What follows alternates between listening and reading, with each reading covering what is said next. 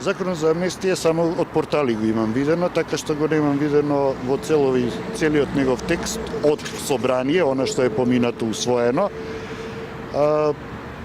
Сметам дека доста контраверзен и во примената ќе има некои проблеми, но сметам дека поголемиот дел од луѓето ќе мора да бидат тргнати од постапките.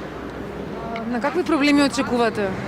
Вас ви одговарали за сите тројца клиенти, бидејќи се различни профили. Едниот е оперски пејач, другиот е пратеник, третиот е разузнавач. Читајќи го она што е обвинението и она што се нивни действија во овој момент, сметам дека во однос на тројцата што ги застапувам, тоа се Љупчо Димовски, Игор Дурловски и Мунир Пепич, овој закон треба и мора да се примени.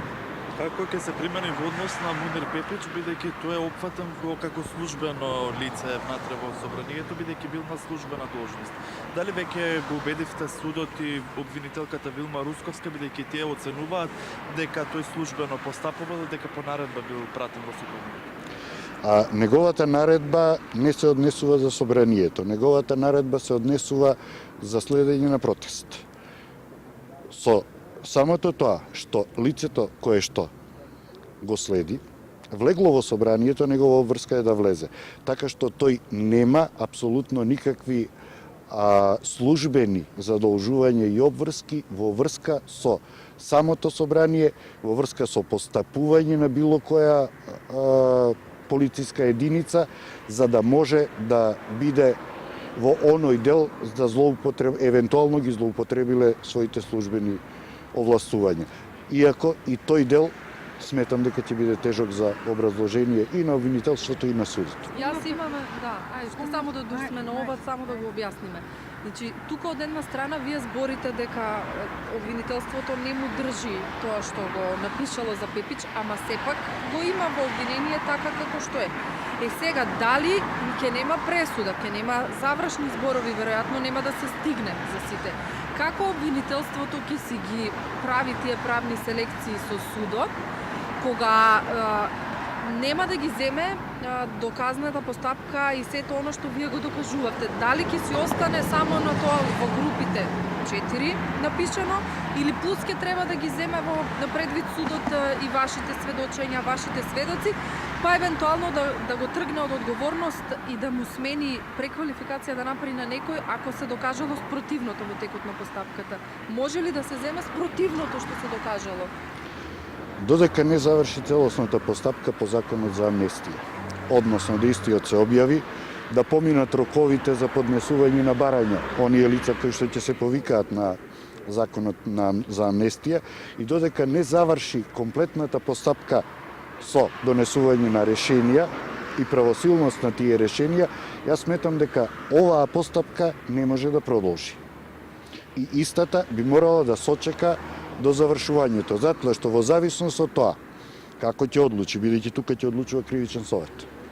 За се што е надвор од главен претрес одлучува кривичниот совет. Кривичниот совет ќе мора да одлучи во однос на секое лице кое што ќе поднесе барање за амнестија поединечно и дури од како тие бидат правосилни, обвинителството со оние кои можеби нема да им се дозволи примена на тој закон, ќе може да прави сосема нов обвинителен акт, дали ќе прави преквалификација, како ќе оди и што ќе прави во однос на тој акт, но ќе мора да ги исфрли сите лица, а и сите докази од тие лица за кои што ќе биде применет законот за амнестија, тоа е словото на закон.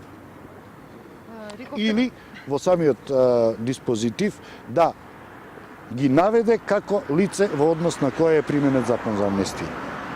Кои проблеми и слабости мислевте кога рековте дека законот е контраверзен и ќе произведе проблеми во пракса? Има многу проблеми во делот на тоа дека за насилството се дел од действија не се потпаѓаат под законот за амнестија, кој на каков начин и како ќе ги толкува. Затоа што ако одиме по оваа логика на работите, ние ниту имаме докази премногу цврсти за многу лица дека поседувале неовластено оружје, немаме докази дури од она што го следевте, дека некои од лица со прикриен идентитет превзеле некое дејство на насилство. Така што ние го кажеме тоа. Сега, вака како што е конципиран, вика лица кои што биле со прикриен идентитет, дали тие треба и да имаат паралелно и действие на насилство, а кај многумина го нема таквото.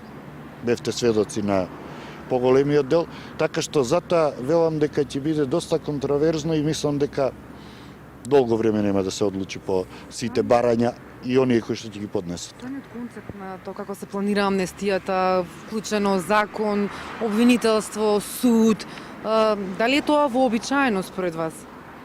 Секој закон за амнестија го применува суд и има право на жалба обвинителството. Така што не то давање мислење, одредување кој што како ќе не може тука да биде давање на мислење.